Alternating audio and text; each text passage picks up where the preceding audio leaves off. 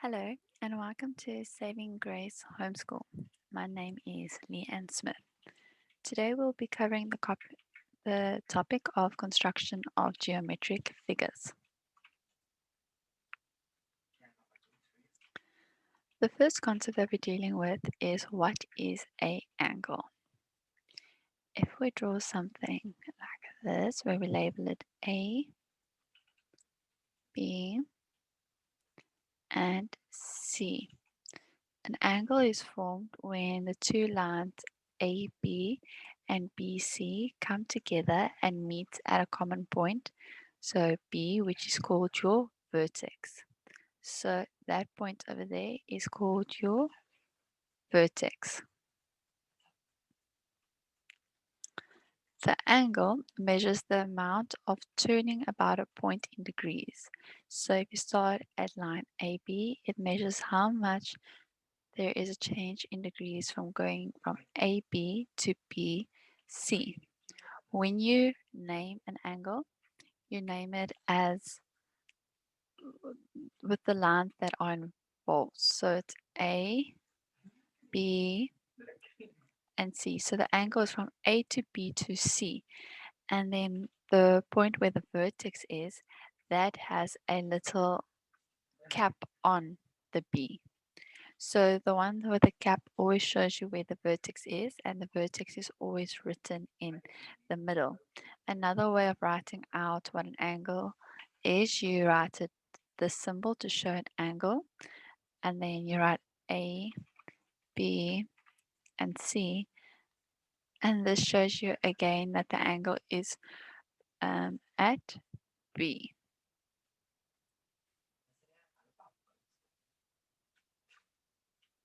We're also going to be covering the topics of producing the lines. That's just extending the lines to be able to measure the angles a bit better, and the differences between parallel lines and perpendicular lines and how that affects your angles.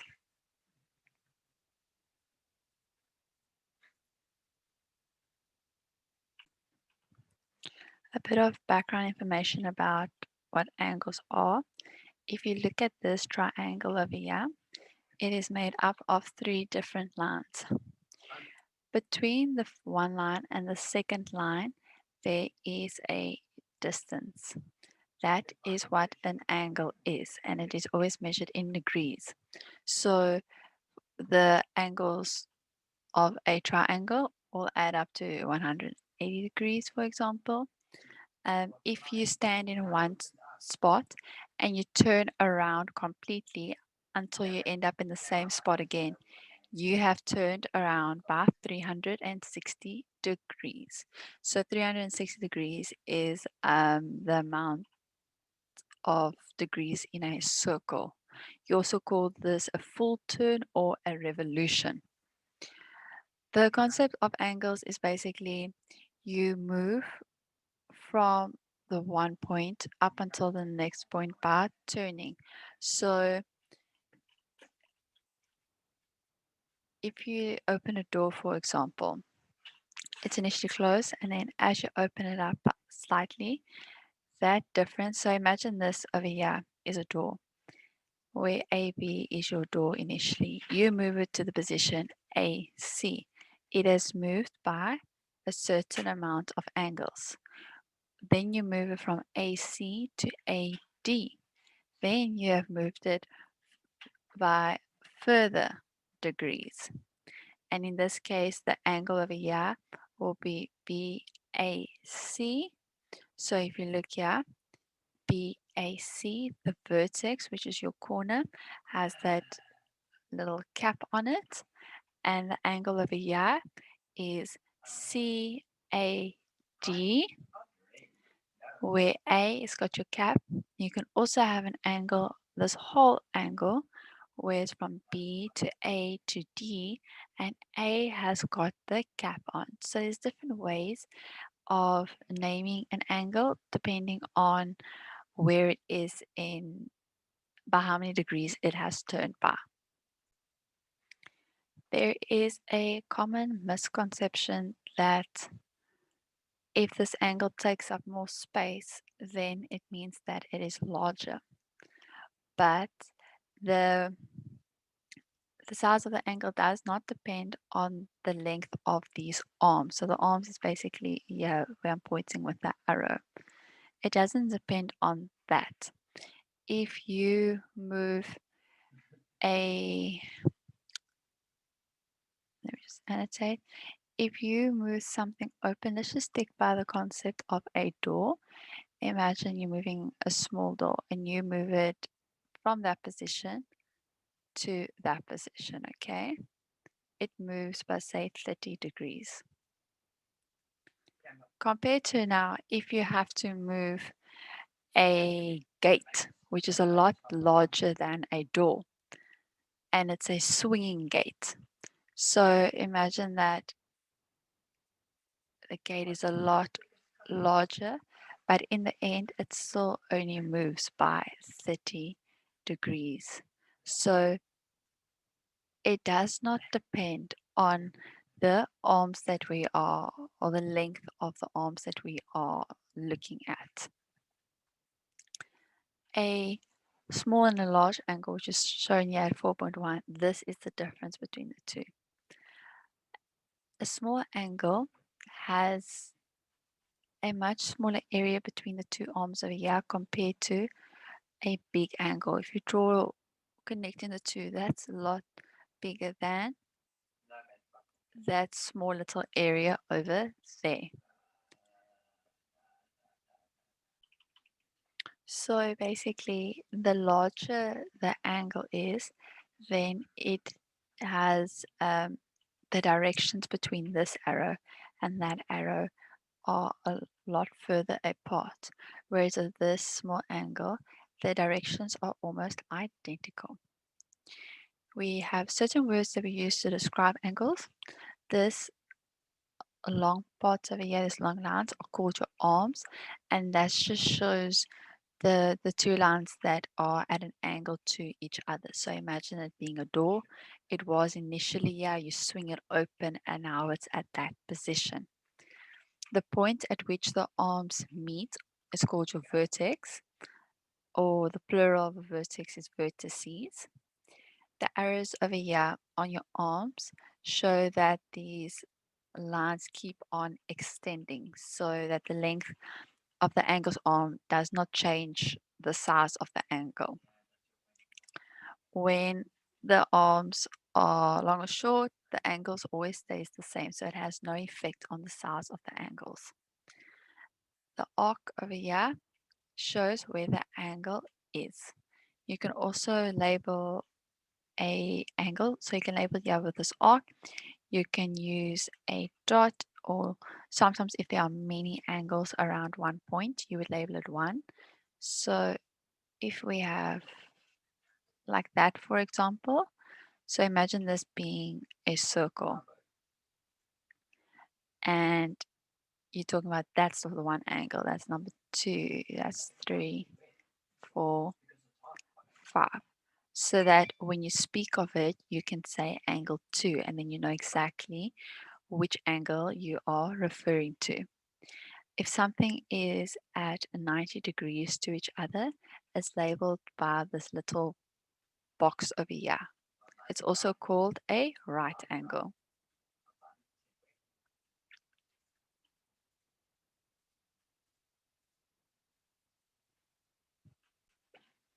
Yeah, it's just a revision activity just to make sure that everyone is on the same page. So just once again to highlight that a angle is the amount that you have turned by.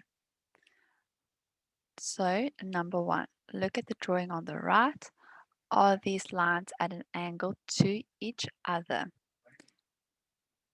So yes, they are at an angle to each other. Do the lines have to meet to be at an angle? No, they don't. So an angle just means that they are not, that there is a slight turning point between the two, even though they're not meeting. If we would have to put a ruler on this line and extend it, so let me just draw that. If I had to put a ruler on this line and extend it, and a ruler on this line and extend it, you would see that eventually they will cross and you will be sitting with an angle. When extending lines, it's very important that you put the ruler directly on the line, because just a slight difference could really affect your answer. So they are at an angle to each other, even though they are not meeting. Then it says, B, copy the lines. You have pencil on your ruler to draw the lines a bit longer so they meet. Oh, so you see, that's exactly what I did. And then, did you change the angle between the lines when you extended them?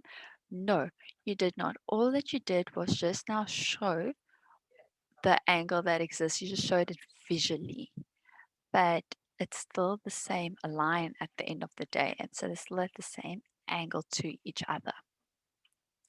Okay, looking at number 2, we have to arrange the angles from biggest to smallest. So the biggest one will always be the one that has the larger turning distance. So if you look at D, that is like a big one, as you can see. So D will be the largest, and then here will be E. E is just slightly smaller than D, so the amount of turning about a point is a bit less for E. So this will be number 1. This will be number 2. Afterwards, then we are looking at, you see, this angle is a right, or we think, okay, it's not a right angle, but it's very close to a right angle. This angle has started to go in a bit. So these are acute and obtuse. So acute angles will always be smaller than obtuse angles. Obtuse angles are greater than 90 degrees. A right angle is 90 degrees and an acute angle is less than 90 degrees. So for this one, this will be number 3. All right, now for these ones. This one is just slightly off of 90 degrees, so that will be your next one. And then compare A and F. F is definitely the smallest angle, so this will be number 5, and this will be number 6. All right, 3. How can you check that an angle is a right angle without using any special mathematical equipment? So without using a protractor. With this, you can use anything that is a square or a rectangle, because if I have to just continue with this one and make it a rectangle, all of its angles are 90 degrees. So if you think about an object that is 90 degrees, it is a piece of paper, for example. You can use a piece of paper, you can use basically anything that is a square piece of paper, a book, your ruler sometimes. Well, if your ruler is completely, if it's not like curved on the sides, you can use your ruler. Okay, number 4.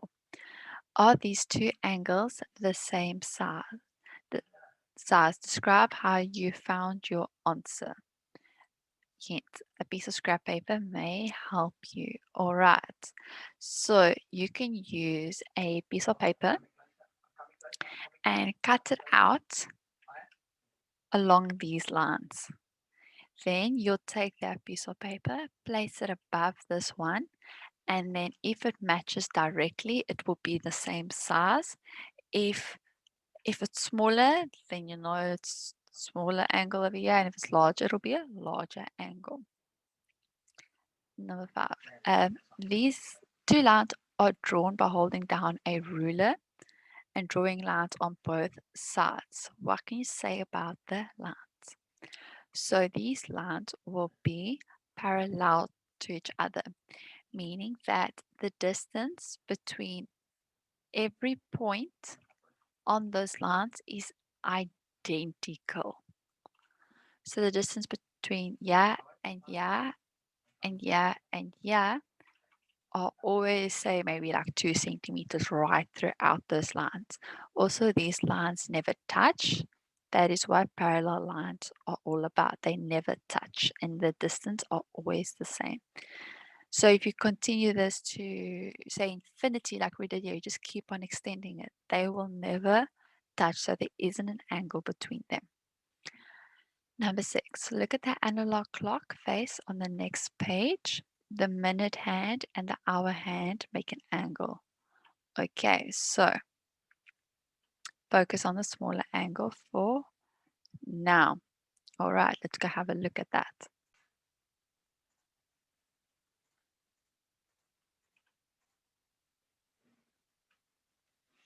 Okay, so here is that hour hand. Question A. Explain why the angle between the hands at 8 o'clock is the same size as the angle at 4 o'clock. Okay, so if I have to go and draw that, right? You have your one angle like that, and you have your other angle like that. Between 12 and 11, you have traveled 30 degrees because in a circle there is a total of 360 degrees and there are 12 points to consider. So it's 360 degrees divided by 12, which is 30 degrees. So moving from your 12 to your 8, that's 3, 6, 9, 12. That's 120 degrees. It's the same as moving to the right. 3, 6, 9, 12. 120 degrees. So they are identical. Okay, B. Compare the angle at 2 o'clock. So let's just do that. We are comparing the angle at 2 o'clock with the angle at 4 o'clock. What do you notice? Okay, so the degrees between the 12 and the 2 is 60 degrees because of that 2 jumps. And the angle between the 12 and the 4 is 120